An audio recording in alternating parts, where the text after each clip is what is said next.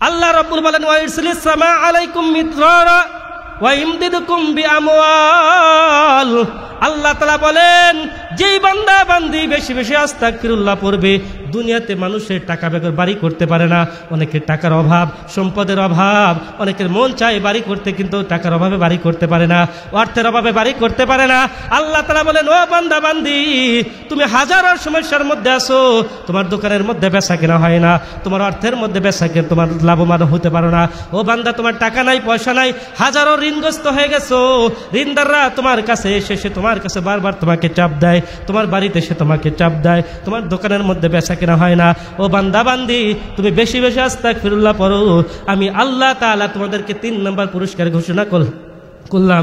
আমি আল্লাহ তাআলা ওয়াদা করলাম যে এই বান্দা বান্দি বেশি বেশি আস্তাগফিরুল্লাহ পড়বে, 3 নম্বর ওয়াদা করলাম আমি আল্লাহ তাআলা তাদেরকে অগণিত সম্পদ দান করব। সুবহানাল্লাহ বলেন। আমি আল্লাহ তাআলা তোমাদের দোকানের মধ্যে বরকত দান করব, রিজিকের মধ্যে বরকত দান করব। আমি আল্লাহ তোমাদেরকে হাজারো বিপদকে আমি আল্লাহ তাআলা ফেরেশতাদের মাধ্যমে দূর করিয়ে দেব। সুবহানাল্লাহ বলেন। 3 নম্বর পুরস্কার। ও মুসলমান ইমানদার, সময় খুব সংক্ষিপ্ত, এই জন্য আসেন 4 নম্বর পুরস্কার আল্লাহ তাআলা বলেন। ও মা বোনরা যারা আছে আমরা একটু খুব ভালো করে শুনি। আল্লাহ তাআলা দেখেন এখানে কি বলে। আমরা অনেক লোক এখানে আছি, আজকে আমাদের পরিবারের মধ্যে আল্লাহ তাআলা বলেন অনেক ভাইরা আছেন যারা বিবাহ শাদী করেছেন। আমরা বিবাহ শাদী অনেক বছর দ্বারা করেছি, অনেক ভাই আছেন যাদের ঘরে এখনো সন্তান হয় না। আছে না নাই সমাজে? অনেক যুবক আছে বিবাহ করছে, সন্তান হয় না, কত ডাক্তারের কাছে গেল, কত কোরবাজের কাছে গেল, কত চিকিৎসা করলো, হাজার হাজার লাখ লাখ টাকা খরচ করতেছে, কিন্তু একটা সন্তান তার ঘরে হচ্ছে না। এই সন্তানের জন্য কত কি না করে, কত বাবার দরবারে যায়। আল্লাহ তাআলা বলেন ও দুনিয়ার মানুষ, তোমার কাছে ডাক্তারের কাছে যাইতে হবে না, তাবিজের পিছনে তোমাকে দৌড়াইতে হবে না, তোমাকে মাজার আগে যাইতে হবে না। আল্লাহর পয়গম্বর ইব্রাহিম আলাইহিস সালাতু ওয়াস সালাম আমাদেরকে শিক্ষা দিয়ে গেছেন। ইব্রাহিম আলাইহিস সালাতু ওয়াস সালামকে আল্লাহ তাআলা বৃদ্ধ বয়সে 96 বছর বয়সে আল্লাহ তাআলা তাকে সন্তান দান করেছেন, কি করেন নাই? করেছেন। তো ইব্রাহিম আলাইহিস সালাম বৃদ্ধ বয়সে যে আল্লাহর কাছে দোয়া করে রব্বি হাবলি মিনাস সালিহিন, হে আল্লাহ আপনি আমাকে একটা নেককার সন্তান দান করেন। আল্লাহ তাআলা ঘোষণা করলেন ফাবাশশারনাহু বিগুলামিন হালিম। সুবহানাল্লাহ বলেন। আল্লাহ তাআলা বলেন পয়গম্বর আমি আল্লাহ তাআলা আপনাকে পুত পবিত্র একটা সন্তানের সুসংবাদ দান করলাম। সুবহানাল্লাহ বলেন। এখন আমার প্রশ্ন হলো ইব্রাহিম আলাইহিস সালাতু ওয়াস সালামকে যদি আল্লাহ তাআলা 96 বছর বয়সে বৃদ্ধ অবস্থায় একটা বুড়া মানুষকে যদি সন্তান দান করতে পারে, তাহলে আমার আপনার বয়স যাদের 40 বছর 20 বছর কেবল হয়েছে, বিয়ে করছে 10 বছর হয়েছে, ওই আল্লাহ আমাকে আপনাকে সন্তান দিতে পারেন কি পারেন না? জোরে বলেন। অবশ্যই পারেন। এই জন্য আল্লাহ তাআলা বলেন যাদের ঘরে সম্পদ হয় না, আল্লাহ তাআলা বলেন অবশ্যই অবশ্যই আমি আল্লাহ ওয়াদা করলাম ও বান্দা যদি একমাত্র আমি রবকে খুশি করার জন্য বেশি বেশি আস্তাগফিরুল্লাহর আমল করতে পারো, আমি আল্লাহ ঘোষণা করলাম আমি আল্লাহ 4 নম্বর পুরস্কার আমি আল্লাহ তাআলা তোমাদের ঘরে তোমাদের কোলে সন্তান দিয়ে আমি তোমাদের কোলটাকে পুরা করে দেব। সুবহানাল্লাহ বলেন। এই জন্য আল্লাহ তাআলা বলেন যাদের ঘরে সন্তান হয় না, ও মা বোনরা খুব ভালো করে শুনবেন, যাদের ঘরে আজকে সন্তান নাই, কত ডাক্তার দেখাইলেন, কত কোরবাজ দেখাইলেন, আজকে মাহফিল থেকে একটা আমল নিয়ে যান। আল্লাহ রওজা সূরাতুন নূহের মধ্যে আল্লাহ তাআলা এই ঘটনাটা আল্লাহ তাআলা তুলে ধরেছেন, আয়াতগুলো নাজিল করেছেন। আল্লাহ বলেন যে বান্দা বান্দি আমি রবের নামে বেশি আস্তাগফিরুল্লাহ পড়বে, আস্তাগফিরুল্লাহর আমল করবে, ওয়া আমওয়ালি ওয়া বানিন, আমি আল্লাহ তাআলা তাদের ঘরে পুত পবিত্র সন্তানের ব্যবস্থা করে দিব। সুবহানাল্লাহ বলেন। এই জন্য আমাদের সন্তান যাদের ঘরে নাই আজ থেকে আমল করব। আরেকটা আমি আমল দিয়ে যাই, পরীক্ষিত আমার একটা আমল আমি আমার ভাস্তিকে দিয়েছিলাম। আমার ভাস্তি বিবাহ হয়েছিল 2 বছর দ্বারা, 2 বছর পরে সে বলতেছে কাকা আমার ঘরে তো সন্তান হয় নাই, এমন কোনো কি ভালো কোনো আমল আছে, কোনো তাবিজ কি আছে?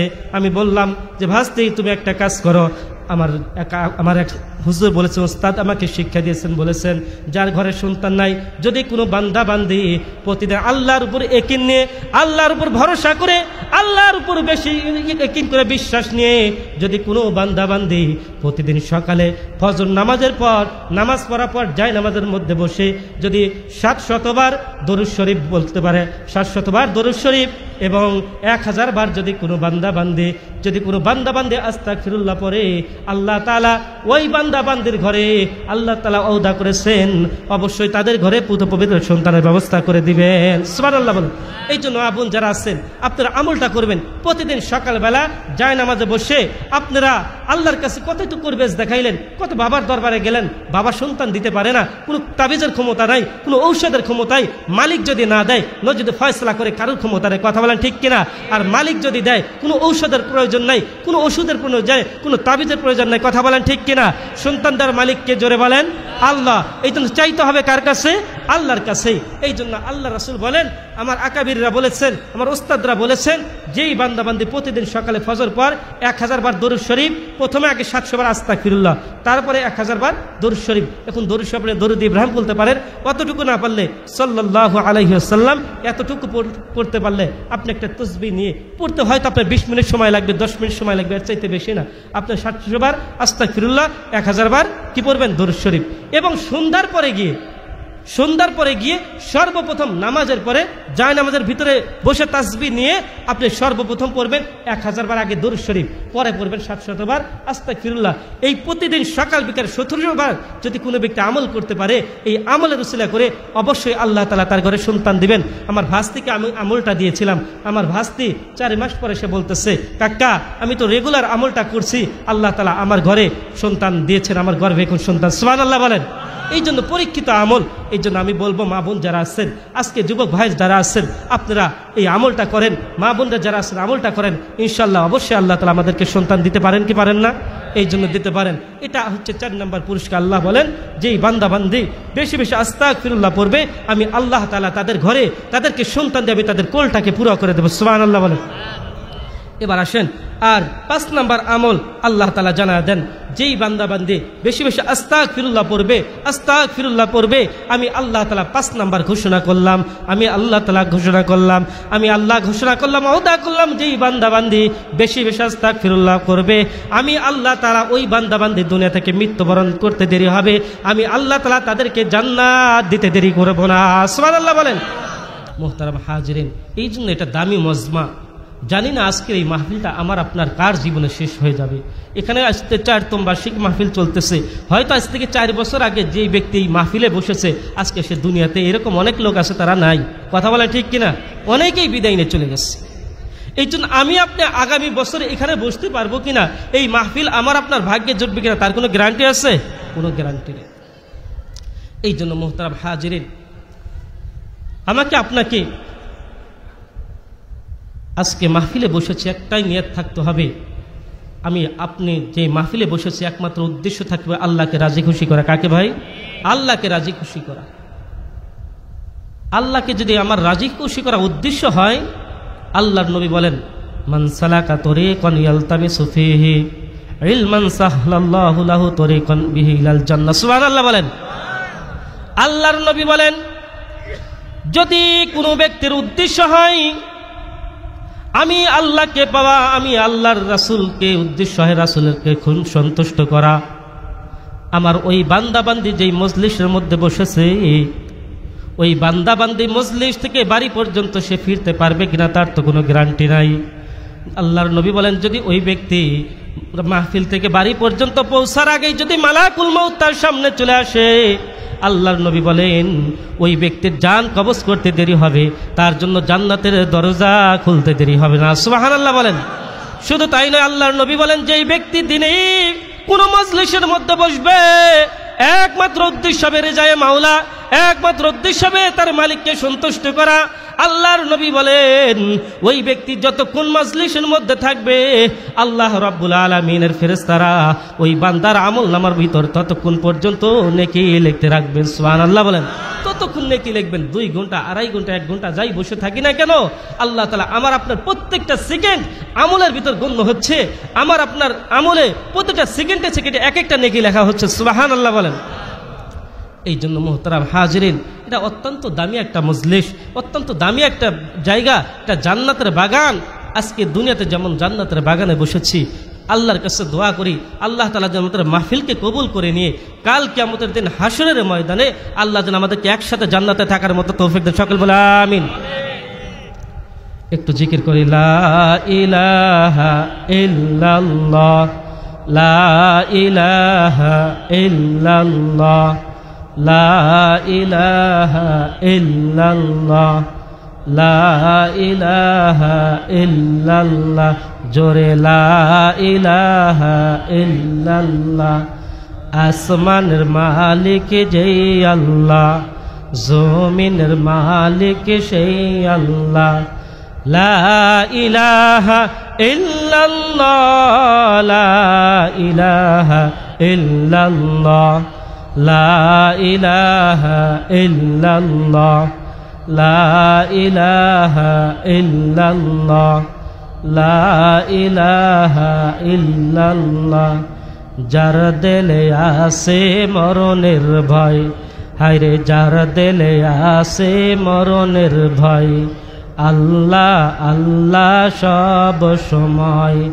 আহার নিদ্রা লাগে না ভালো, দুনিয়াদারি লাগে না ভালো, ভালো লাগে শুধু আল্লাহ। লা ইলাহা ইল্লাল্লাহ, লা ইলাহা ইল্লাল্লাহ, লা ইলাহা ইল্লাল্লাহ, লা ইলাহা ইল্লাল্লাহু মুহাম্মাদুর রাসূলুল্লাহ। সকলে বলি সাল্লাল্লাহু আলাইহি ওয়াসাল্লাম। মুহতারাম হাজরিন, আমি আপনাদের সামনে যেই আয়াত কিরামে তেলাওয়াত করেছি, আল্লাহ তাআলা আমার তেলাওয়াত কি আয়াতের মধ্যে বলেন, এই দুনিয়াতে আমরা যারা এখানে আছি, দুনিয়াতে মানুষ আসার কি আছে ভাই? সিরিয়াল আছে, কিন্তু যাওয়ার কোনো সিরিয়াল নাই। কথা বলেন ঠিক কিনা? দুনিয়াতে আসার সিরিয়াল আছে, কিন্তু যাওয়ার কোনো সিরিয়াল নাই। দুনিয়াতে আসার সময় দাদা আগে আসে, তারপরে বাবা, তারপরে সন্তান। কিন্তু দুনিয়া থেকে যাওয়ার সময় বাবার কাঁধে সন্তানের লাশ, দাদার কাঁধে নাতির লাশ। কথা বলেন ঠিক কিনা? এই জন্য দুনিয়াতে আসার সিরিয়াল আছে, কিন্তু যাওয়ার কোনো সিরিয়াল নাই। কার কখন মৌত আসবে, কার কোথায় মৃত্যু আসবে, এই কথা কেউ জানে না। তবে এটাই বাস্তব সত্য যে আমাকে আপনাকে একদিন এই দুনিয়া ছেড়ে অবশ্যই আমাকে আপনাকে যাইতে হবে। এই কথা, এটাই সত্য কথা, বাস্তব কথা। এই কথাকে অস্বীকার করার কোনো কায়দা নাই। দুনিয়াতে মানুষ সব কিছুকে অস্বীকার করতে পারে। একটা খবর দিয়েছে মোবাইলের মাধ্যমে, ভাই কেমন আছো? বলে আলহামদুলিল্লাহ খুব ভালো আছে। এখন কোথায়? কয় যে আমি আছি পাত্রাইল বাজারে। কিন্তু সে আছে ঘরের মধ্যে ঘুমায়, কিন্তু বলে পাত্রাইল বাজারে। সে যে খবর দিল আমি পাত্রাইল বাজারে, তার কথাটা মিথ্যাও হতে পারে, সত্যও হতে পারে। কথা বলেন ঠিক কিনা? এই যে আমরা পত্রিকায় অনেক সময় সংবাদ, অনেক সময় দেখি, লেখনই দেখি, অনেক খবর ছাপানো হয়, খবরটা মিথ্যাও হতে পারে, সত্যও হতে পারে। কথা বলেন ঠিক কিনা? কিন্তু মৃত্যু যে সত্য, এই ব্যাপারে কোনো সন্দেহ নাই। পৃথিবী যত মানুষ আছে, আমার আপনার রব আমাকে আপনাকে যিনি সৃষ্টি করেছেন, যে আল্লাহ, সেই আল্লাহকেও মানুষ অস্বীকার করে। নাস্তিক যারা, তারা বলে আল্লাহ বলতে দুনিয়াতে কোনো কিছু নাই, ঈশ্বর বলতে কেউ নাই, আমাদের প্রভু বলতে কোনো জিনিস নাই, যা কিছু হয় একা একাই হয়। তারা আল্লাহকে অস্বীকার করে।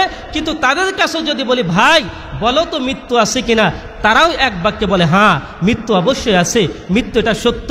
মৃত্যুকে অস্বীকার আর তারা করতে পারে না। ইহুদি, নাস্তারা, খ্রিস্টান, বৌদ্ধ, হিন্দু যাই বলেন না কেন, ধর্ম শেষে বর্ণ শেষে সবাই এই কথা স্বীকার করে যে আমাদের মৃত্যু প্রত্যেকের সামনে একদিন আসবে। এই দুনিয়া থাকার জায়গা নাই, এই দুনিয়া ছেড়ে আমাকে আপনাকে অবশ্যই একদিন যাইতে হবে। কথা বলেন ঠিক কিনা? দুনিয়াতে দেখেন একটা গাড়ি বহু স্পিডে চলে। ধরেন যে রোড সুন্দর পাকা রোড, একটা গাড়ির স্পিড আছে মনে করেন যে 100-তে, কিন্তু এই গাড়িটা হঠাৎ করে যদি হাইড্রোলিক ব্রেকও করা হয়, ব্রেক করার পরেও দেখবেন গাড়ির চাকাটা কমসে কম 5-10 হাত সাইসে কি করে সামনে চলে যায়। হ্যাঁ, ব্রেক করার পরে কি 5-10 হাত সামনে চলে যায়। কিন্তু আমার আপনার যে জীবন নামের গাড়িটা চলতেছে, আমার আপনার জীবন নামের গাড়ির ড্রাইভার হচ্ছে মালাকুল মউত আজরাইল। সেই আজরাইল আলাইহিস সালাতু ওয়াস সালাম আমার আপনার জীবন নামের গাড়িতে ব্রেকে পা দিয়ে আছে। আমার আপনার যখন আমার আপনার হায়াত যখন শেষ হয়ে যাবে, আমার আপনার যেদিন রিজেক্ট দুনিয়া থেকে শেষ হয়ে যাবে, যেদিন হায়াতটা শেষ হয়ে যাবে, সঙ্গে সঙ্গে মালাকুল মউত আমার আপনার জীবন নামের ব্রেকে এটা পা রাখবেন। আর ওই ব্রেকে পা রাখার সাথে সাথে পা আগেওতেও পারবো না, এক পা পিছতেও পারবো না, সেখানেই ব্রেক হয়ে যাবে। মোহতারাম হাজিরিন, এই জন্য মালাকুল মউত কার সামনে কখন চলে আসবে এটা কোনো বলা যায় না। আজকে এই যে আমরা এখানে আসি অনেকেই, কিন্তু এখান থেকে বাড়ি পর্যন্ত যাইতে পারবো কিনা তারও কোনো গ্যারান্টি নাই। মালাকুল মউত আসতে পারে কি পারে না বলেন তো? পারে, কিন্তু এটাই বাস্তব।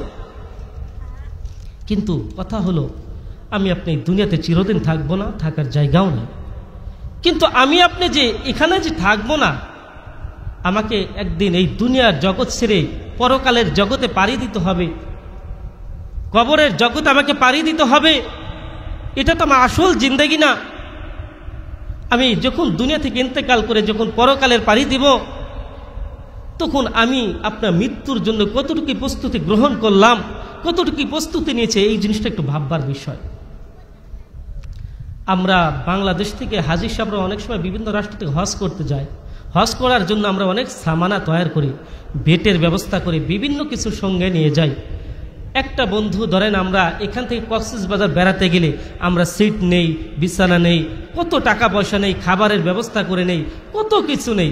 তাহলে আমি আপনি যে একদিন এই দুনিয়া থেকে আমাকে আপনাকে চলে যেতে হবে, সেই পরপারের জগতে পাড়ি জমাতে হবে, তাহলে সেই লম্বা একটা জগৎ, যেই জগতের শুরু আছে শেষ নাই, ওই জগতের জন্য আমি আপনি কতটুকু সামানা তৈরি করলাম, কতটুকু প্রস্তুতি গ্রহণ করলাম, এই বিষয়টা একটু ভাববার বিষয়। কথা বলা ঠিক কিনা?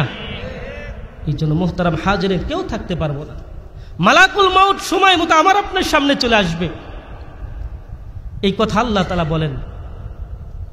আল্লাহ তাআলা নিজেই বলেন, আল্লাহ তাআলা বলেন, হে দুনিয়ার মানুষ শুনে রাখো, যখন তোমার মৃত্যুর সময় ঘনিয়ে আসবে, তুমি যদি লোহার পাচিরের মধ্যেও পালাও, তুমি যদি আসমানে গিয়েও পালাও, মালাকুল মউত ঠিক তোমার কাছে চলে আসবে, ঠিক মুহূর্তেই তোমার কাছে আসবে এবং তোমার জানটা হরণ করে নিয়ে চলে যাবে। মোহতারাম হাজিরিন, আসেন একটু নিজেকে তৈরি করে নিই, একটু নিজেকে প্রশ্ন করেন। আজকে আমরা যারা এখানে বসে আছি, কারোর বয়স 60 বছর, কারোর 70 বছর, কারোর 40 বছর হয়ে গেল, কারোর 30, কারোর 90, কারোর 100 বছর হয়ে গেছে। কিন্তু আজ একটু চিন্তা করে দেখেন যে আমি যে পরকালে চলে যাব, আমি কতটুকু নেকি অর্জন করতে পেরেছি, কতটুকু আমল করতে পেরেছি, যেই আমল নিয়ে কাল কিয়ামতের দিন আল্লাহর কাঠগড়ায় দাঁড়াইতে পারবো, যেই আমলের মাধ্যমে আমি কাল কিয়ামতের দিন আল্লাহর কাঠগড়ায় দাঁড়াবো। এমন কি কোনো আমল আছে যেই আমল নিয়ে কাল কিয়ামতের দিন আমি বুকে হাত দিয়ে বলতে পারি যে আমি এই আমলের বদলা নিয়ে আমি কাল কিয়ামতের দিন জান্নাতে যাইতে পারবো?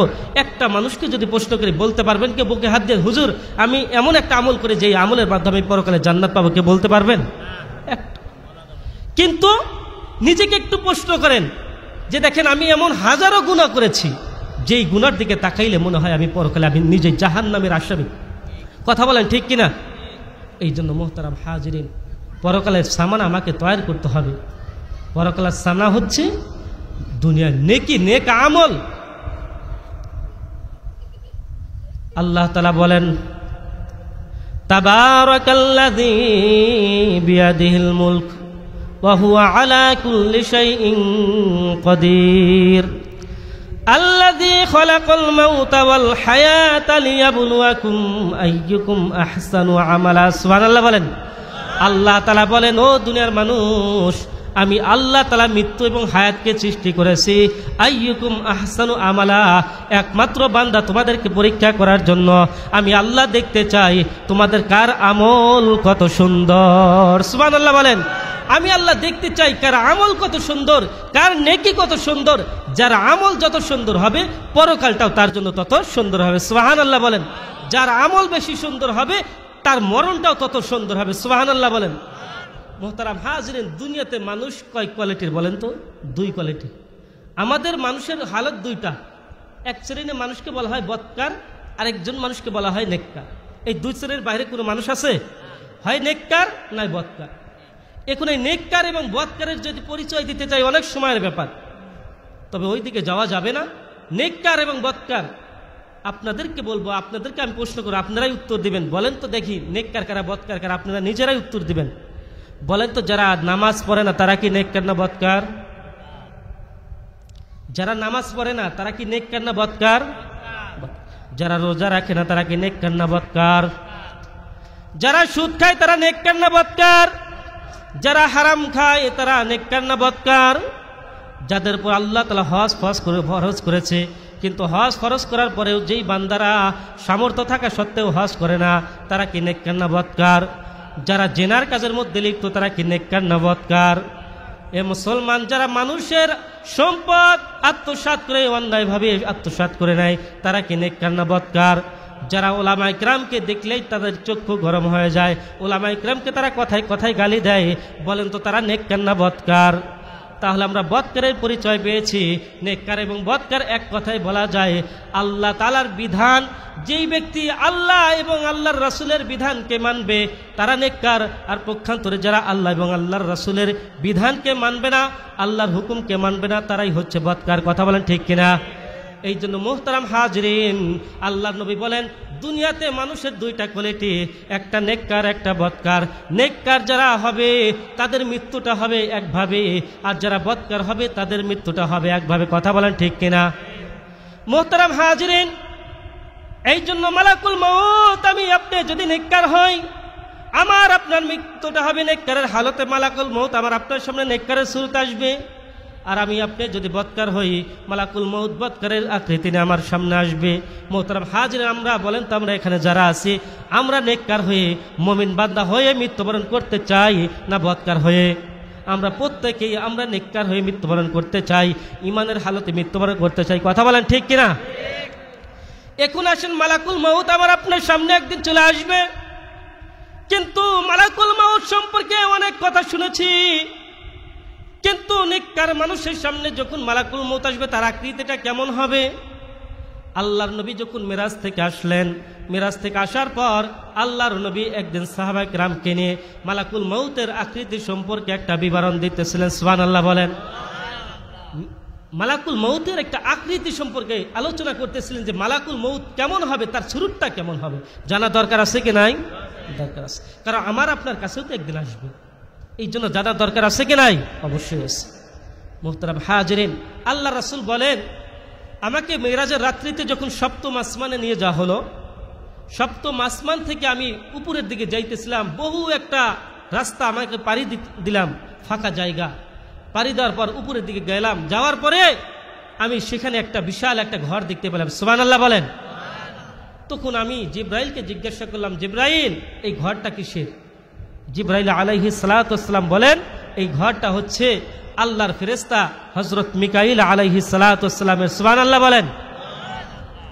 আমাকে আরো সামনে উপরের দিকে নিয়ে যাওয়া হলো, আমি আরো কিছু দূর গেলাম, যাওয়ার পরে আমি আরেকটা সুন্দর একটা ঘর দেখলাম, যেই ঘরটা প্রথম ঘরের চাইতে আরো বেশি সুন্দর। সুবহানাল্লাহ বলেন। আমি জিজ্ঞাসা করলাম, জিব্রাইল এই ঘরটা কার? জিব্রাইল আলাইহিস সালাতু ওয়াস সালাম বলেন, ইয়া রাসূলুল্লাহ, ইয়া হাবিবাল্লাহ, এটা আল্লাহর ফেরেশতা হযরত ইসরাফিল আলাইহিস সালাতু ওয়াস সালামের ঘর। সুবহানাল্লাহ বলেন।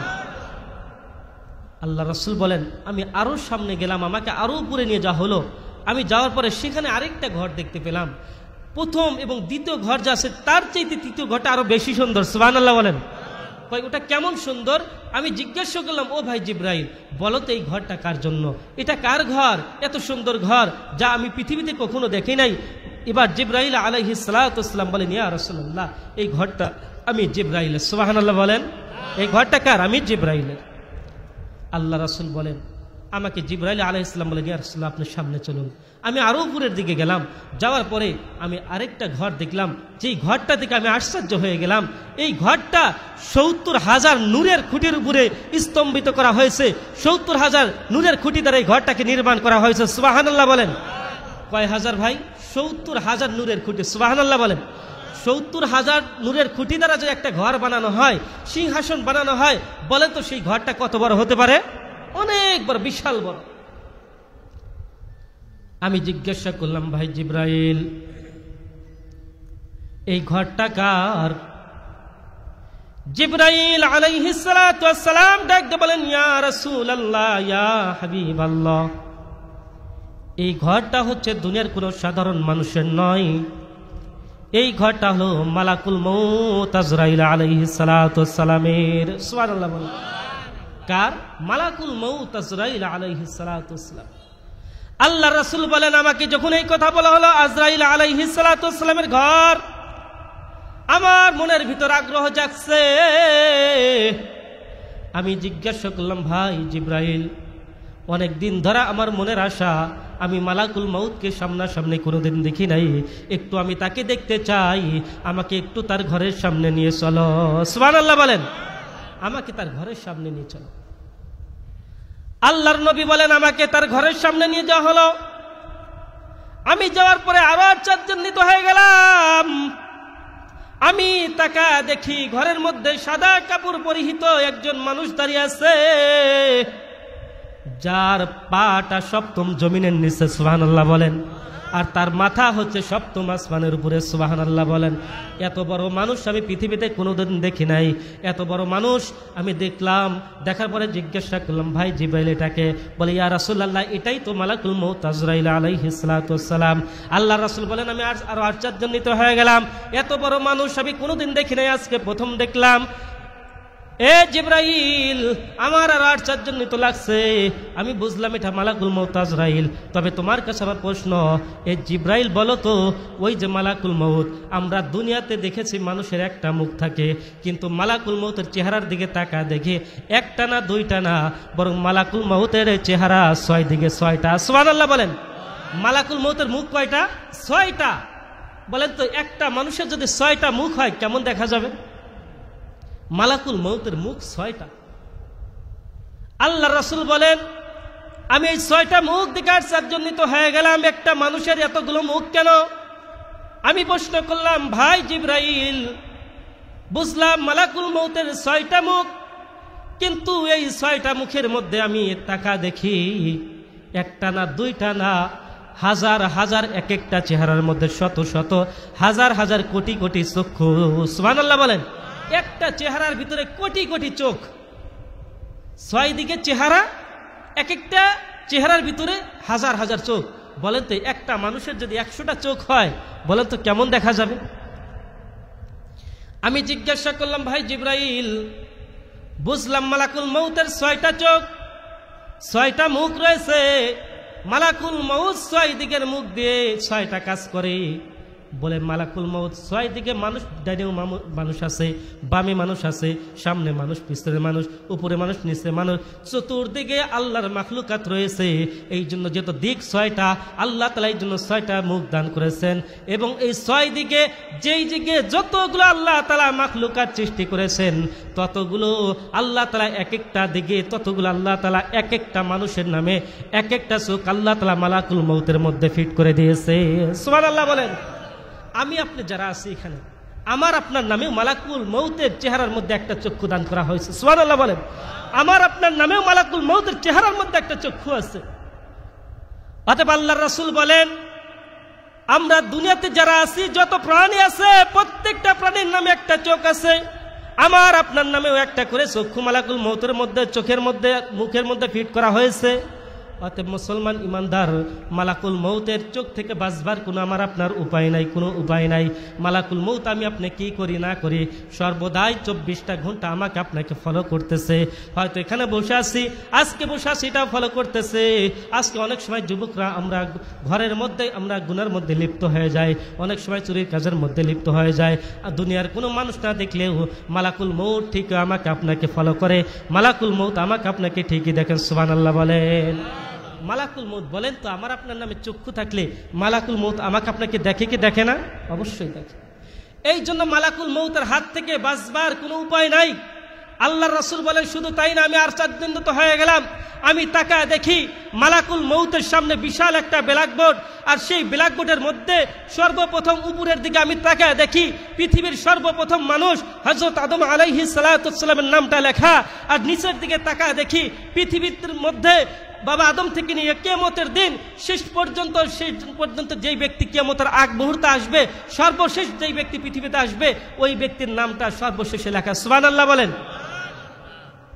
প্রথমে লেখা আছে আদম আলাইহিস সালাতু ওয়াস সালামের নাম, আর সর্বশেষ যেই ব্যক্তি পৃথিবীতে সর্বশেষ আসবে তার নামটা লেখা। শুধু তাই না, এত বিশাল একটা ব্ল্যাকবোর্ড, আমি এইরকমভাবে দেখে আশ্চর্যান্বিত হয়ে গেলাম। এবং ওই ব্ল্যাকবোর্ডে হাজার হাজার মানুষের নাম রয়েছে। মোহতারাম হাজিরিন, নবীজি সাহাবায়ে কেরামকে আরো সুন্দর করে বুঝাইলেন, ও আমার সাহাবায়ে কেরাম, বলো তো, তোমাদের সামনে যদি একটা প্লেট থাকে, আর প্লেটের ভিতরে যদি এক একটা দিকে ইলিশ মাছ, একটা দিকে শিং মাছ, একদিকে রুই মাছ, এরকম বিভিন্ন যদি পাতের সাইড করে রাখা হয়, একদিকে ভাজি, একদিকে ডিম। বলো তো তোমরা যখন খানা খাইবা, খানা খাওয়ার সময় তোমাদের কি খানা খাইতে কষ্ট হবে? বলেন কষ্ট হবে? কোনো কষ্ট হবে না। ঠিক মালাকুল মউতের সামনে যে প্লেট আছে, আল্লাহ রাসূল বলেন মালাকুল মউতের সামনে একটা প্লেট আছে, সেই প্লেটের মধ্যে এইরকম আমরা পৃথিবীতে যত মানুষ আছে প্রত্যেকটা মানুষের রূহ ওই মালাকুল মউতের সামনে আছে। আর মালাকুল মউতের সামনে এই বিশাল পৃথিবী একটা থালার মতো, সুবহানাল্লাহ বলেন, একটা প্লেটের মতো। ওই প্লেটের মধ্যে প্রত্যেকটা মানুষের রূহ আছে। যার যখন মৃত্যুর সময় ঘনিয়ে আসে আল্লাহ তখন জানা দেন, সিঙ্গেল দিয়ে দেন, তখন ওই প্লেটের মধ্যে রূহ থেকে একটা আলো জ্বলতে থাকে। আল্লাহ রাসূল বলেন ওই যে ব্ল্যাকবোর্ড, যখন যার মৃত্যু চলে আসবে তখন ওই ব্ল্যাকবোর্ডের মধ্যে তার নামের চতুর্পাশ দিয়ে যদি ইমানদার হয়, মুমিন হয়, তাহলে তার নামের চতুর্পাশ দিয়ে একটা নূর বের হতে থাকে, সুবহানাল্লাহ বলেন। এবং মালাকুল মউত তখন বুঝতে পারে এই ব্যক্তির হায়াত শেষ, এই ব্যক্তির আর বেশি দিন সময় বাকি নাই, আর কিছু সময় বাকি আছে। অতএব বুঝতে পারে যেহেতু নূরের বাতি জ্বলতেছে, অতএব বোঝা যায় এই ব্যক্তি ইমানদার। তখন মালাকুল মউত তার এলাকা, তার নামটা নিয়ে সে মৃত্যুর জন্য প্রস্তুতি হয়ে যায়। আর যেই ব্যক্তি বেঈমান হয়, আল্লাহ রাসূল বলেন ওই ব্যক্তির নামের শেষে এইরকম অন্ধকার কালো আকার ধারণ করে, তখন মালাকুল মউত বুঝতে পারে এই ব্যক্তি বেঈমান। অতএব তাকে আমাকে স্বাগতম জানাতে হবে। ওইভাবেই আমরা যেখানে আজকে মাহফিল যখন অনুষ্ঠান হয়, অনেক সময় আমরা বক্তা আসে, তাদেরকে স্বাগতম জানা কি করে মাহফিলে নিয়ে আসি। ঠিক তেমনিভাবে আমাকে আপনাকে যখন ইমানদার হয়ে মৃত্যুবরণ করব, ইমান নিয়ে কবরে যাইতে পারবো, যখন আমার আপনার মৃত্যুটা হবে নামাজের হালতে, আমার আপনার মৃত্যুটা হবে রোজা অবস্থায়, ইমানদার অবস্থায় যখন মৃত্যু হবে, তখন মালাকুল মউত আমার আপনার সামনে সেই জান্নাতে পরিবেশে আমাকে আপনাকে জান কবজ করার জন্য, সুবহানাল্লাহ বলেন। আর যদি বেঈমান হয়ে যায়, বেনামাজি হয়ে কবরে যায়, সুদখোর হয়ে যদি কবরে যায়, ঘুষখোর হয়ে যদি কবরে যায়, যদি জেনাখোর হয়ে কবরে যায়, তাহলে আমার আপনার মৃত্যুর সময় যখন ঘনিয়ে আসবে তখন মালাকুল মউত আসবে, সে বিশাল আকৃতি জাহান্নামের আকৃতি ধারণ করে আমার আপনার সামনে আসবে, নাউজুবিল্লাহ বলেন। মুহতারাম হাজিরিন, এই জন্য মালাকুল মউত, আমি আপনি মালাকুল মউতের চোখ থেকে ফাঁকি দিতে পারবো না। এই জন্য আল্লাহ তাআলা বলেন, আল্লাহ রাসূল সাল্লাল্লাহু আলাইহি ওয়াসাল্লাম কোরআনের মধ্যে আল্লাহ তাআলা কি ঘোষণা করেছেন যে বান্দা তোমরা মৃত্যুর হাত থেকে যতই বাঁচতে চাও, মৃত্যুর হাত থেকে তোমরা কেউ বাঁচতে পারবা না। কথা বলেন ঠিক কিনা? আল্লাহ তাআলা বলেন আইনামা তাযহাবুন, বান্দা তোমরা কোথায় যাইবা, যেখানেই যাও ওই জমিনটা তো আমার, যেই জমিনেই যাইবা জমিনটা তো আমার। অতএব ওই জমিন থেকে পালানোর কোনো সুযোগ নাই। মালাকুল মউতের ভিতরে চোখ আছে, তোমাকে দেখতেছে, কই যাইবা? মালাকুল মউতের হাত থেকে বাঁচতে পারবা না। অতএব সাবধান হয়ে যাও, এখন থেকে মৃত্যু আসার আগেই প্রস্তুতি গ্রহণ করো। কাল কিয়ামতের দিন যখন তোমার সামনে মালাকুল মউত চলে আসবে, তোমার যখন মৃত্যু ঘনিয়ে আসবে, তখন তুমি কি ইমানদারের হালতে যাইতে চাও নাকি বেঈমান হয়ে কবরে যাইতে চাও? তুমি একটু নিজেকে প্রশ্ন করো, এখন থেকে তুমি প্রস্তুতি গ্রহণ করো, সুবহানাল্লাহ বলেন। এই জন্য আমরা প্রত্যেকেই ঈমান নিয়ে কবরে যাইতে চাই তো ইনশাআল্লাহ? প্রত্যেকেই একটা হাত তুলে বলি, কারা কারা আমরা ঈমান নিয়ে কবরে যাইতে চাই? প্রত্যেকেই একটু হাত নাড়াতে বলি নারায়ে তাকবীর, নারায়ে তাকবীর, লিল্লাহি তাকবীর। আল কোরআনের আলো, আল হাদিসের আলো, নারায়ে তাকবীর। সকলে হাত নামান। আল্লাহ আপনি আমাদের সবাইকে কবুল করেন, সকলে বলে আমিন। আল্লাহ আপনি আমাদের সবাইকে ঈমান নিয়ে কবরে যাওয়ার মতো তৌফিক দান করেন, সকলে বলে আমিন। মুহতারাম হাজিরিন, আলোচনা অনেক লম্বা হয়ে যাবে। আমি আপনাদের সামনে কয়েকটা কথা বলতে চাই, কিছু আমলের কথা বলতে চাই, যেই কথাগুলোর মাধ্যমে আমরা পরকালে পুঁজি বানায়া আমল করে আমরা পরকালে আল্লাহর তৈরি জান্নাতের মেহমান হতে পারি। ইনশাল্লাহ শুনতে রাজি আছি তো? ইনশাল্লাহ। আপনাদের কি খারাপ লাগতেছে? যদি খারাপ লাগে তাহলে বলেন, ইনশাল্লাহ আমরা শেষ করে দেব। ইনশাল্লাহ খারাপ লাগতেছে? তাহলে শুনুন কিছু আমলের কথা, আমলের নিয়ে তো শুনবেন। আজকে দেখেন আমরা এখানে আছি উলামায়ে কিরামের মজলিসে। এক নাম্বার পুরস্কার, ইন্নাহু কানা গফফারা, আমি আল্লাহ তাআলা ওই বান্দার আমলনামার ভিতরে যত গুনাহ আছে, ওই আমার যেই বান্দার ভিতরে যত গুনাহ আছে, বান্দির ভিতরে যত গুনাহ আছে, আমি আল্লাহ তাআলা ইস্তেগফার করার কারণে আমি আমার বান্দা বান্দির জীবনের সমস্ত গুনাহগুলোকে মাফ করে দিব। সুবহানাল্লাহ বলেন।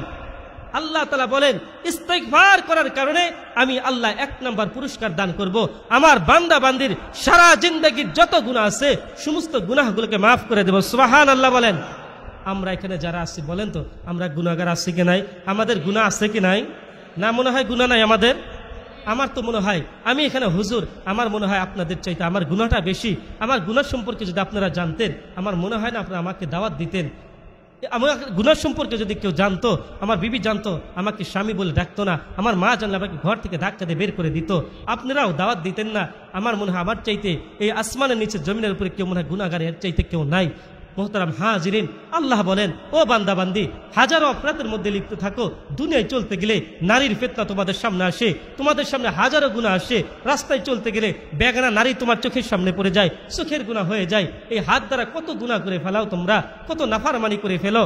ও বান্দা বান্দি, হাজারো গুনাহ করার পর বান্দা লা তাকনুতু মির রাহমাতিল্লাহ, আমি বা আল্লাহর রহমত থেকে নৈরাশ হইও না, বরং তোমরা বেশি বেশি আমি আল্লাহর কাছে ইস্তেগফার করো, আমি আল্লাহর কাছে তওবা করো। আমি আল্লাহ তাআলা বান্দা ইস্তেগফার করতে দেরি হবে, আস্তাগফিরুল্লাহ পড়তে দেরি হবে, আমি আল্লাহ তোমার জিন্দেগীর গুনাহগুলোকে মাফ করতে দেরি করব না। সুবহানাল্লাহ বলেন। এই জন্য আল্লাহ তাআলা বলেন, ও বান্দা বান্দি ইস্তাগফিরু, যেই বান্দা বান্দি তার রবের নামে বেশি বেশি ইস্তাগফিরু, বেশি বেশি ইস্তাগফিরুল্লাহ, বেশি বেশি আস্তাগফিরুল্লাহ পড়বে, আল্লাহ তাআলা বলেন 1 নম্বর পুরস্কার, তার জিন্দেগীর সমস্ত গুনাহগুলোকে মাফ করে দেব। সুবহানাল্লাহ বলেন। আল্লাহ তাআলা বলেন 2 নম্বর পুরস্কার, ইরসিলিস সামা আলাইকুম মিদরারা।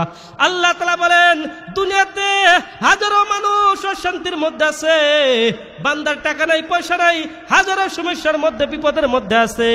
আল্লাহ তাআলা বলেন আমি ওই বান্দার উপরে, আমি আল্লাহ তাআলা ইরসিলিস সামা আলাইকুম মিদরারা, আমি আল্লাহ তাআলা ওই বান্দার জন্য আসমান থেকে রহমত নাজিল করে দেব। সুবহানাল্লাহ বলেন। বৃষ্টির ন্যায় রহমত নাজিল করব। আল্লাহ বলেন আমি আমার বান্দা বান্দির জন্য যারা বেশি বেশি আস্তাগফিরুল্লাহ পড়বে, আমি আমার ওই বান্দা বান্দির উপরে আমি আসমান থেকে বৃষ্টির ন্যায় কি করব? রহমত নাজিল করব। সুবহানাল্লাহ বলেন। ও মুসলমান ইমানদার, আল্লাহ তাআলা বলেন 3 নম্বর পুরস্কার, আল্লাহ তাআলা বলেন যেই বান্দা বান্দি আমি আল্লাহর নামে বেশি বেশি আস্তাগফিরুল্লাহর জিকির করবে, আস্তাগফিরুল্লাহ বেশি বেশি পড়বে, আমি আল্লাহ তাআলা তাদেরকে 3 নম্বর পুরস্কার দেব। আল্লাহ তাআলা বলেন, আল্লাহ রাব্বুল বলেন ওয়া ইরসিলিস সামা আলাইকুম মিদরারা ওয়া ইমদিদুকুম বিআমওয়াল। আল্লাহ তাআলা বলেন যেই বান্দা বান্দি বেশি বেশি আস্তাগফিরুল্লাহ পড়বে, দুনিয়াতে মানুষের টাকা বেগর বাড়ি করতে পারে না, অনেকের টাকার অভাব, সম্পদের অভাব, অনেকের মন চায় বাড়ি করতে কিন্তু টাকার অভাবে বাড়ি করতে পারে না, অর্থের অভাবে বাড়ি করতে পারে না। আল্লাহ তাআলা বলেন ও বান্দা বান্দি, তুমি হাজারো সমস্যার মধ্যে আছো, তোমার দোকানের মধ্যে বেচা কেনা হয় না, তোমার অর্থের মধ্যে বেচা কেনা তোমার লাভবান হতে পারো না। ও বান্দা, তোমার টাকা নাই, পয়সা নাই, হাজারো ঋণগ্রস্ত হয়ে গেছো, ঋণদাররা তোমার কাছে এসে তোমার কাছে বারবার তোমাকে চাপ দেয়, তোমার বাড়িতে এসে তোমাকে চাপ দেয়, তোমার দোকানের মধ্যে বেচা কেনা হয় না। ও বান্দা বান্দি, তুমি বেশি বেশি আস্তাগফিরুল্লাহ পড়ো, আমি আল্লাহ তাআলা তোমাদেরকে 3 নম্বর পুরস্কার ঘোষণা করলাম। আমি আল্লাহ তাআলা ওয়াদা করলাম যেই বান্দা বান্দি বেশি বেশি আস্তাগফিরুল্লাহ পড়বে, 3 নম্বর ওয়াদা করলাম আমি আল্লাহ তাআলা তাদেরকে অগণিত সম্পদ দান করব। সুবহানাল্লাহ বলেন। আমি আল্লাহ তাআলা তোমাদের দোকানের মধ্যে বরকত দান করব, রিজিকের মধ্যে বরকত দান করব। আমি আল্লাহ তোমাদেরকে হাজারো বিপদকে আমি আল্লাহ তাআলা ফেরেশতাদের মাধ্যমে দূর করিয়ে দেব। সুবহানাল্লাহ বলেন। 3 নম্বর পুরস্কার। ও মুসলমান ইমানদার, সময় খুব সংক্ষিপ্ত, এই জন্য আসেন 4 নম্বর পুরস্কার আল্লাহ তাআলা বলেন। ও মা বোনরা যারা আছে, আমরা একটু খুব ভালো করে শুনি। আল্লাহ তাআলা দেখেন এখানে কি বলে। আমরা অনেক লোক এখানে আছি, আজকে আমাদের পরিবারের মধ্যে আল্লাহ তাআলা বলেন অনেক ভাইরা আছেন যারা বিবাহ শাদী করেছেন। আমরা বিবাহ শাদী অনেক বছর দ্বারা করেছি, অনেক ভাই আছেন যাদের ঘরে এখনো সন্তান হয় না। আছে না নাই সমাজে? অনেক যুবক আছে বিবাহ করছে, সন্তান হয় না, কত ডাক্তারের কাছে গেল, কত কোরবাজের কাছে গেল, কত চিকিৎসা করলো, হাজার হাজার লাখ লাখ টাকা খরচ করতেছে, কিন্তু একটা সন্তান তার ঘরে হচ্ছে না। এই সন্তানের জন্য কত কি না করে, কত বাবার দরবারে যায়। আল্লাহ তাআলা বলেন ও দুনিয়ার মানুষ, তোমার কাছে ডাক্তারের কাছে যাইতে হবে না, তাবিজের পিছনে তোমাকে দৌড়াইতে হবে না, তোমাকে মাজারে যাইতে হবে না। আল্লাহর পয়গম্বর ইব্রাহিম আলাইহিস সালাতু ওয়াস সালাম আমাদেরকে শিক্ষা দিয়ে গেছেন। ইব্রাহিম আলাইহিস সালাতু ওয়াস সালামকে আল্লাহ তাআলা বৃদ্ধ বয়সে 96 বছর বয়সে আল্লাহ তাআলা তাকে সন্তান দান করেছেন, কি করেন নাই? করেছেন। তো ইব্রাহিম আলাইহিস সালাম বৃদ্ধ বয়সে যে আল্লাহর কাছে দোয়া করে, রব্বি হাবলি মিনাস সালিহিন, হে আল্লাহ আপনি আমাকে একটা নেককার সন্তান দান করেন। আল্লাহ তাআলা ঘোষণা করলেন ফাবাশশারনাহু বিগুলামিন হালিম। সুবহানাল্লাহ বলেন। আল্লাহ তাআলা বলেন পয়গম্বর আমি আল্লাহ তাআলা আপনাকে পুত পবিত্র একটা সন্তানের সুসংবাদ দান করলাম। সুবহানাল্লাহ বলেন। এখন আমার প্রশ্ন হলো, ইব্রাহিম আলাইহিস সালাতু ওয়াসসালামকে যদি আল্লাহ তাআলা 96 বছর বয়সে বৃদ্ধ অবস্থায় একটা বুড়া মানুষকে যদি সন্তান দান করতে পারে, তাহলে আমার আপনার বয়স যাদের 40 বছর, 20 বছর কেবল হয়েছে, বিয়ে করছি 10 বছর হয়েছে, ওই আল্লাহ আমাকে আপনাকে সন্তান দিতে পারেন কি পারেন না? জোরে বলেন। অবশ্যই পারেন। এই জন্য আল্লাহ তাআলা বলেন যাদের ঘরে সম্পদ হয় না, আল্লাহ তাআলা বলেন অবশ্যই অবশ্যই আমি আল্লাহ ওয়াদা করলাম, ও বান্দা যদি একমাত্র আমি রবকে খুশি করার জন্য বেশি বেশি আস্তাগফিরুল্লাহ আস্তাগফিরুল্লাহর আমল করতে পারো, আমি আল্লাহ ঘোষণা করলাম, আমি আল্লাহ 4 নম্বর পুরস্কার, আমি আল্লাহ তাআলা তোমাদের ঘরে তোমাদের কোলে সন্তান দিয়ে আমি তোমাদের কোলটাকে পুরা করে দেব। সুবহানাল্লাহ বলেন। এই জন্য আল্লাহ তাআলা বলেন যাদের ঘরে সন্তান হয় না, ও মা বোনরা খুব ভালো করে শুনবেন, যাদের ঘরে আজকে সন্তান নাই, কত ডাক্তার দেখাইলেন, কত করিবাজ দেখাইলেন, আজকে মাহফিল থেকে একটা আমল নিয়ে যান। আল্লাহ রওদা সূরাতুন নূহের মধ্যে আল্লাহ তাআলা এই ঘটনাটা আল্লাহ তাআলা তুলে ধরেছেন, আয়াতগুলো নাজিল করেছেন। আল্লাহ বলেন যেই বান্দা বান্দি আমি রবের নামে বেশি আস্তাগফিরুল্লাহ পড়বে, আস্তাগফিরুল্লাহর আমল করবে, ওয়া আমওয়ালি ওয়া বানিন, আমি আল্লাহ তাআলা তাদের ঘরে পুত পবিত্র সন্তানের ব্যবস্থা করে দিব। সুবহানাল্লাহ বলেন। এই জন্য আমাদের সন্তান যাদের ঘরে নাই, আজ থেকে আমল করব। আরেকটা আমি আমল দিয়ে যাই, পরীক্ষিত আমার একটা আমল আমি আমার ভাস্তিকে দিয়েছিলাম। আমার ভাস্তি বিবাহ হয়েছিল 2 বছর দ্বারা, 2 বছর পরে সে বলতেছে কাকা আমার ঘরে তো সন্তান হয় নাই, এমন কোনো কি ভালো কোনো আমল আছে, কোনো তাবিজ কি আছে? আমি বললাম যে ভাস্তি তুমি একটা কাজ করো, আমার এক হুজুর বলেছেন, ওস্তাদ আমাকে শিক্ষা দিয়েছেন, বলেছেন যার ঘরে সন্তান নাই যদি কোনো বান্দা বান্দি প্রতিদিন আল্লাহর উপর ইয়াকিন নিয়ে, আল্লাহর উপর ভরসা করে, আল্লাহর উপর বেশি ইয়াকিন করে বিশ্বাস নিয়ে যদি কোনো বান্দা বান্দি প্রতিদিন সকালে ফজর নামাজের পর, নামাজ পড়ার পর যায় নামাজের মধ্যে বসে যদি 700 বার দরুদ শরীফ বলতে পারে, 700 বার দরুদ শরীফ এবং 1000 বার যদি কোনো বান্দা বান্দি আস্তাগফিরুল্লাহ পড়ে, আল্লাহ তাআলা ওই বান্দা বান্দির ঘরে আল্লাহ তাআলা ওয়াদা করেছেন অবশ্যই তাদের ঘরে পুত পবিত্র সন্তানের ব্যবস্থা করে দিবেন। সুবহানাল্লাহ বলেন। এই জন্য আপন যারা আছেন আপনারা আমলটা করবেন, প্রতিদিন সকালবেলা যায় নামাজে বসে আপনারা আল্লাহর কাছে কতটুকু করবেজ দেখাইলেন, কত বাবার দরবারে গেলেন, বাবা সন্তান দিতে পারে না, কোনো তাবিজের ক্ষমতা নাই, কোনো ঔষধের ক্ষমতায়, মালিক যদি না দেয়, যদি ফয়সলা করে কারোর ক্ষমতা নেই, কথা বলেন ঠিক কিনা? আর মালিক যদি দেয় কোনো ঔষধের প্রয়োজন নাই, কোনো ওষুধের প্রয়োজন, কোনো তাবিজের প্রয়োজন নাই, কথা বলেন ঠিক কিনা? সন্তান দেওয়ার মালিককে জোরে বলেন আল্লাহ। এই জন্য চাইতে হবে কার কাছে? আল্লাহর কাছেই। এই জন্য আল্লাহ রাসূল বলেন, আমার আকাবিররা বলেছেন, আমার ওস্তাদরা বলেছেন, যেই বান্দা বান্দি প্রতিদিন সকালে ফজর পর 1000 বার দরুদ শরীফ, প্রথমে আগে 700 বার আস্তাগফিরুল্লাহ, তারপরে 1000 বার দরুদ শরীফ, এখন দরুদ শরীফে দরুদ ইব্রাহিম বলতে পারেন, অতটুকু না পারলে সাল্লাল্লাহু আলাইহি ওয়াসাল্লাম, এতটুকু পড়তে পারলে আপনি একটা তাসবিহ নিয়ে পড়তে হয়তো আপনার 20 মিনিট সময় লাগবে, 10 মিনিট সময় লাগবে, এর চাইতে বেশি না। আপনি 700 বার আস্তাগফিরুল্লাহ, 1000 বার কি পড়বেন? দরুদ শরীফ। এবং সন্ধ্যার পরে গিয়ে সর্বপ্রথম নামাজের পরে যায় নামাজের ভিতরে বসে তাসবিহ নিয়ে আপনি সর্বপ্রথম পড়বেন 1000 বার আগে দরুদ শরীফ, পরে পড়বেন 700 বার আস্তাগফিরুল্লাহ। এই প্রতিদিন সকাল বিকাল 17 বার যদি কোনো ব্যক্তি আমল করতে পারে, এই আমলের উসিলা করে অবশ্যই আল্লাহ তাআলা তার ঘরে সন্তান দিবেন।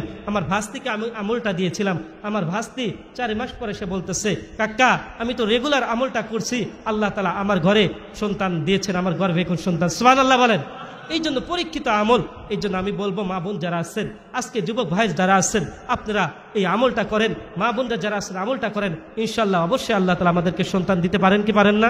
এই জন্য দিতে পারেন। এটা হচ্ছে 4 নম্বর পুরস্কার। আল্লাহ বলেন যেই বান্দা বান্দি বেশি বেশি আস্তাগফিরুল্লাহ পড়বে, আমি আল্লাহ তাআলা তাদের ঘরে তাদেরকে সন্তান দেবে, তাদের কোলটাকে পুরো করে দেব। সুবহানাল্লাহ বলেন।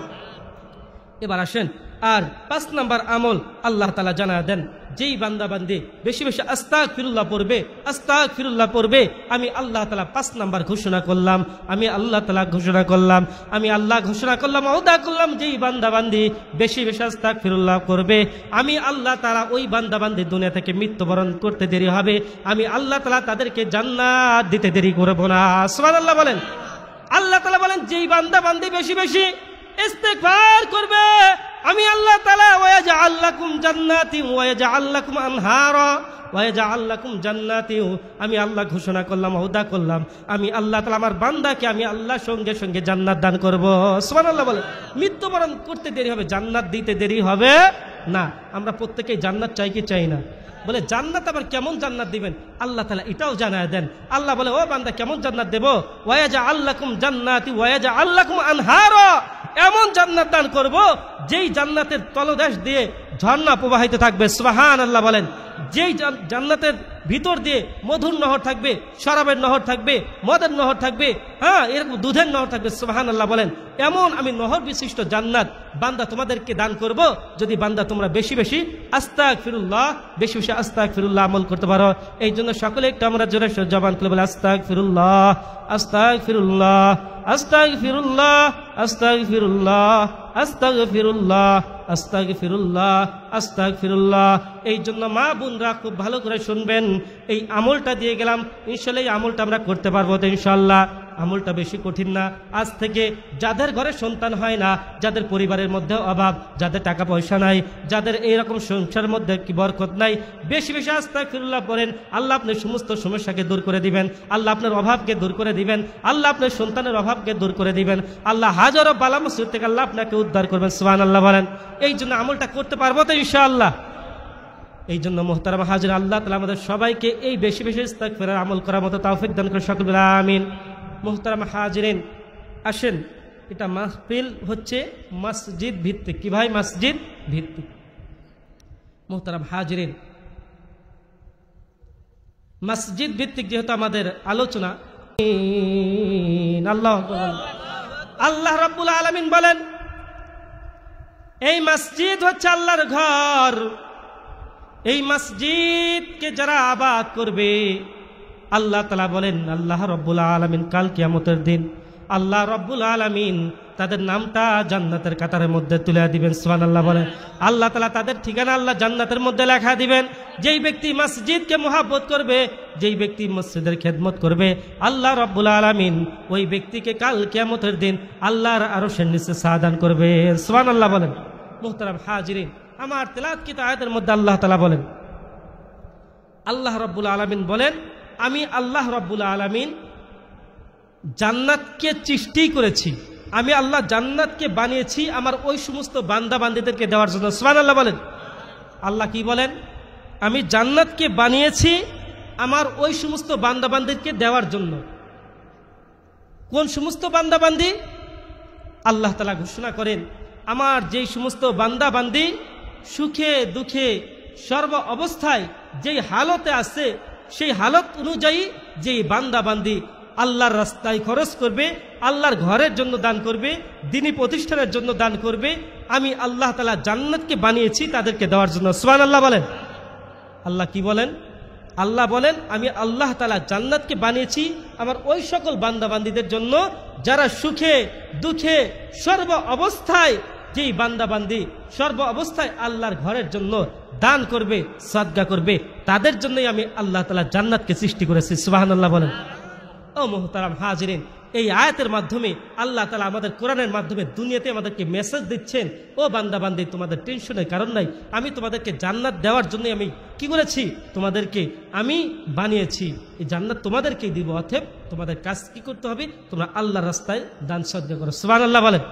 এই জন্য এই আয়াত দ্বারা আমরা বুঝতে পারলাম যে আল্লাহ রাব্বুল আলামিন আমাদের ভিতর, আমরা যারা এখানে আছি, আমাদের ভিতর কিছু মানুষকে আল্লাহ তাআলা বানিয়েছেন জান্নাত দেওয়ার জন্য। সুবহানাল্লাহ বলেন। আল্লাহ বানিয়েছেন কিছু মানুষকে জান্নাত দেওয়ার জন্য। ওই সমস্ত বান্দাবান্দি কারা? আল্লাহ তাআলা বলেন আল্লাযীনা ইউনফিকুনা ফিস সাররাই ওয়াদ দাররাই ওয়াল কাযিমিনাল গায়জ। আল্লাহ তাআলা বলেন আমার যেই সকল বান্দা বান্দি সুখে থাকা অবস্থায় দুঃখে থাকা অবস্থায় সর্ব অবস্থায় যে হালতের মধ্যে আছে, ওই হালতের মধ্যেই আমি আল্লাহ তাদেরকে যে রিজিক দান করেছি, ওই রিজিক থেকে তারা ভক্ষণ করবে, খাবার খাইবে, এবং আমি আল্লাহ তাআলার যেই সম্পদ দিয়েছি ওই সম্পদ থেকে আমি আল্লাহর রাস্তায় খরচ করবে। আমি আল্লাহ তাআলা ওয়াদা করলাম ওই বান্দাকে আমি আল্লাহ তাআলা জান্নাত দান করব। সুবহানাল্লাহ বলেন। শর্ত হলো যারা সুখে দুঃখে যেই অবস্থায় দান করবে আল্লাহ তাদেরকে জান্নাত দান করবেন। এই জন্য মোহতারাম হাজিরিন, বলেন তো আমরা যারা এখানে আছি আমাদের জান্নাত নেওয়ার দরকার আছে কি নাই? আমরা জান্নাত চাই কি চাই না? আজকে মাহফিল আমরা বসেছি একটাই উদ্দেশ্য, আমরা পরকালে যেন আজকের মাহফিল থেকে আলোচনা শুনে আমল করে যেন আল্লাহর তৈরি জান্নাতের মেহমান হতে পারি। কথা বলেন ঠিক কিনা? এটাই তো উদ্দেশ্য, না কোনো অন্য উদ্দেশ্য আছে? তাহলে আল্লাহ তাআলা আমাদেরকে সহজ করে দিয়েছেন। আল্লাহ বলেন, ও বান্দা বান্দি, তোমরা যদি আমি আল্লাহর রাস্তায় 1 টাকা 10 টাকা 5 টাকা যে যা পারো, যার যতটুকু সাধ্য আছে ওই সাধ্য অনুযায়ী যদি আমি আল্লাহর ঘরে যদি দান করতে পারো, আমি আল্লাহ ওয়াদা করলাম আমি আল্লাহ তাআলা তোমাদেরকে পরকালে জান্নাত দান করব। সুবহানাল্লাহ বলেন। তাহলে আমি আপনি জান্নাতে যাইতে চাই কি চাই না? কথা বলেন। আমরা প্রত্যেকেই যদি জান্নাতে যাইতে চাই তাহলে আল্লাহর রাস্তায় দান করা দরকার আছে কি নাই? আজকে যেই মসজিদ অবহেলিত, এই মসজিদে আল্লাহর ঘরে আমাদের দান করা দরকার আছে কি নাই? আমরা বাড়ি নিজের ঘর কি কত সুন্দর করে সাজাই, হ্যাঁ? তাহলে এটা আমার সমাজের মহল্লা, আমার মসজিদ। আজকে যাই ঘরের মধ্যে, যেই এলাকার মধ্যে মসজিদ হয়েছে, এটা তো আমার আপনার জন্য সৌভাগ্যের কপাল। কথা বলেন ঠিক কিনা? আজকে মসজিদ যদি না থাকতো আমি আপনি আল্লাহর কুদরতে বা সিজদা করতে পারতাম না। আজকে মসজিদ আছে বিধায় আজকে আমি আপনি ঘর থেকে এসে আল্লাহর কুদরতে বা সিজদা করতে পারতেছি। কথা বলেন ঠিক কিনা? এই জন্য মুহতারাম হাজিরিন, মসজিদে আমাদেরকে দান করতে হবে। আমার মসজিদ মুহাব্বত রাখতে হবে। আল্লাহ রাসূল বলেন, যারা মসজিদের সাথে সম্পর্ক রাখবে, যাদের কলবটা মসজিদের সাথে লাগবে, কাল কিয়ামতের দিন আল্লাহ রাব্বুল আলামিন তাদেরকে আল্লাহর তৈরি জান্নাত আল্লাহ তাআলা দান করবেন। সুবহানাল্লাহ বলেন।